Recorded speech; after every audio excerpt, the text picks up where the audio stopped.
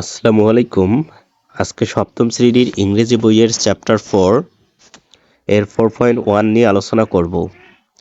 তো আজকের এই ক্লাসের মাধ্যমে আমরা নতুন একটি চ্যাপ্টারে প্রবেশ করব। এই চ্যাপ্টারটির নাম হচ্ছে the frog and the ox. Frog মানে হচ্ছে ব্যাঙ এবং অক্স মানে হচ্ছে ষাঁড়। তো ইতিমধ্যে কিন্তু চ্যাপ্টার 3 পর্যন্ত আমি তোমাদের সবগুলো ক্লাস দিয়েছি, আর বাকি ক্লাসগুলো আমার এই চ্যানেলে দিয়ে দেওয়া হবে, তাই তোমরা অবশ্যই চ্যানেলটি সাবস্ক্রাইব করে রাখবে। দেখো এখানে একটি ছবি দিয়েছে, তিনজন ছেলেমেয়ের ছবি রয়েছে। এখানে বলা হয়েছে ইটস রিফ্লেকশন টাইম, মানে এখন উত্তর দেওয়ার সময় বা রিফ্লেক্ট করার সময়, সাড়া দেওয়া। রিফ্লেক্ট মানে সাড়া দেওয়া।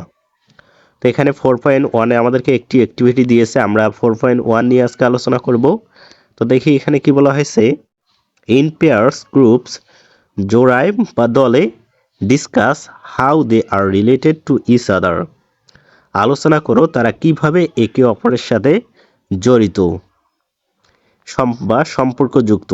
এখানে যে এই নাউন এবং প্রোনাউন দিয়েছে এবং যে এই অ্যাডজেক্টিভ দিয়েছে, তারা কিভাবে একে অপরের সাথে জড়িত সেটা আমাদেরকে আলোচনা করতে হবে। আমরা জানি ইংলিশে পার্টস অফ স্পিচ হচ্ছে 8 প্রকার, তার মধ্যে নাউন, প্রোনাউন এবং অ্যাডজেক্টিভ এই তিনটি রয়েছে।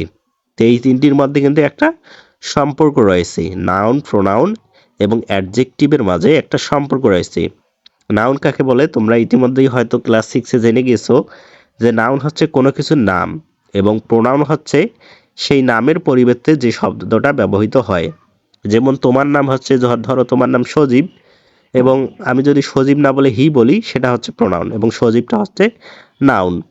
আর এই নাউন এবং প্রোনাউনের যে অবস্থা বা দোষ গুণ প্রকাশ করে যে শব্দটা, সেটাকে অ্যাডজেক্টিভ বলে।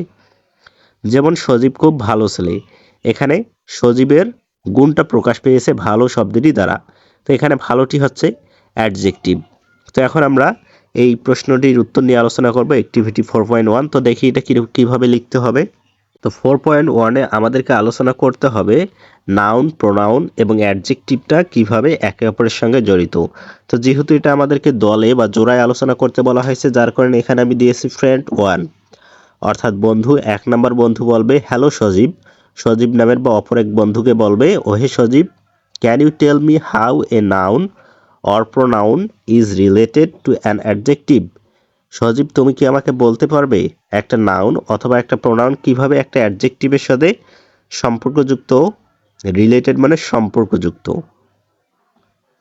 এখন আমরা দেখি ফ্রেন্ড 2 কি উত্তর দিচ্ছে। ইয়েস, হ্যাঁ, an adjective modifies A noun or a pronoun. একটা অ্যাডজেক্টিভ একটা নাউন অথবা একটা প্রোনাউনকে মডিফাই করে। মডিফাই মানে বিশেষায়িত করা। ফর এক্সাম্পল, এখানে এই ফ্রেন্ড 2টা এক্সাম্পল দিয়েছে, Messi is a great footballer. Messi হচ্ছে একজন বিখ্যাত বা মহান footballer. Here the adjective great modifies the common noun player. এখানে ফুটবলার আমি দিয়েছি, তোমরা চাইলে প্লেয়ার বা ফুটবলার যে কোনো একটি দিতে পারো। এখানে একটু টাইপিং মিস্টেক হয়ে গেছে। Modifies the common noun footballer player. তো এখানে এই অ্যাডজেক্টিভ গ্রেটটা, এটা হচ্ছে গ্রেটটা হচ্ছে adjective. Messi is a great footballer. মেসিটা দেখো, মেসির এখানে দুই গুণ অবস্থা প্রকাশ পায়নি, হ্যাঁ। আর ফুটবলারটাও কিন্তু একটা নাউন। ফুটবলারকে এই মেসি ফুটবলার। তো এই মেসি ফুটবলার এটাকে কিন্তু বিশেষায়িত করেছে। ফুটবলারটা কেমন? মহান। ফুটবলারটাকে বিশেষায়িত করেছে। ফুটবলারটার দোষ গুণ অবস্থাটা প্রকাশ পেয়েছে, মহান বিখ্যাত ফুটবলার। এখানে কিন্তু এই ফুটবলারটাকে গ্রেটটা মডিফাই করেছে, যার কারণে এখানে বলা হয়েছে হেয়ার দ্য অ্যাডজেক্টিভ। এখানে অ্যাডজেক্টিভটি গ্রেট, এই গ্রেট অ্যাডজেক্টিভটি মডিফাই বা বিশেষায়িত করেছে কমন নাউন প্লেয়ার বা ফুটবলারকে। So great is an adjective. তাই গ্রেট হচ্ছে একটা অ্যাডজেক্টিভ। দেখো এখানে এই ফুটবলারটাকে কিন্তু এই গ্রেটটা বিশেষায়িত করেছে বা মডিফাই করেছে, কারণ দেখো কে মহান, কে ফুটবলার। ফুটবলারটা কেমন? বিখ্যাত বা মহান। এই ফুটবলারটাই কিন্তু মেসি। তো এখানে কিন্তু গ্রেটটা এই নাউনকে বিশেষায়িত বা মডিফাই করলো, তার অবস্থাটা প্রকাশ পেয়েছে এই গ্রেট শব্দটি দ্বারা। সে কেমন? সে মহান, গ্রেট।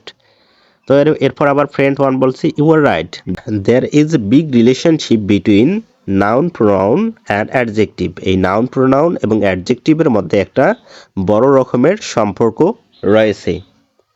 তো এটাই আমরা দেখলাম যে নাউন প্রোনাউন এবং অ্যাডজেক্টিভের মাঝে কি সম্পর্কটা রয়েছে আমরা কিন্তু আলোচনা করলাম। এভাবেই আমরা নাউন প্রোনাউনের সম্পর্কটা আলোচনা করব। তোমরা নাউন প্রোনাউন এবং অ্যাডজেক্টিভটি বুঝতে পেরেছো কিনা সেটা অবশ্যই কমেন্টে জানিয়ে দাও। আজকের ক্লাসটি ভালো লাগলে একটি লাইক দিয়ে তোমাদের বন্ধুদের কাছে শেয়ার করে দাও। পরবর্তী ক্লাসগুলো পেতে অবশ্যই চ্যানেলটি সাবস্ক্রাইব করে রাখো। ধন্যবাদ।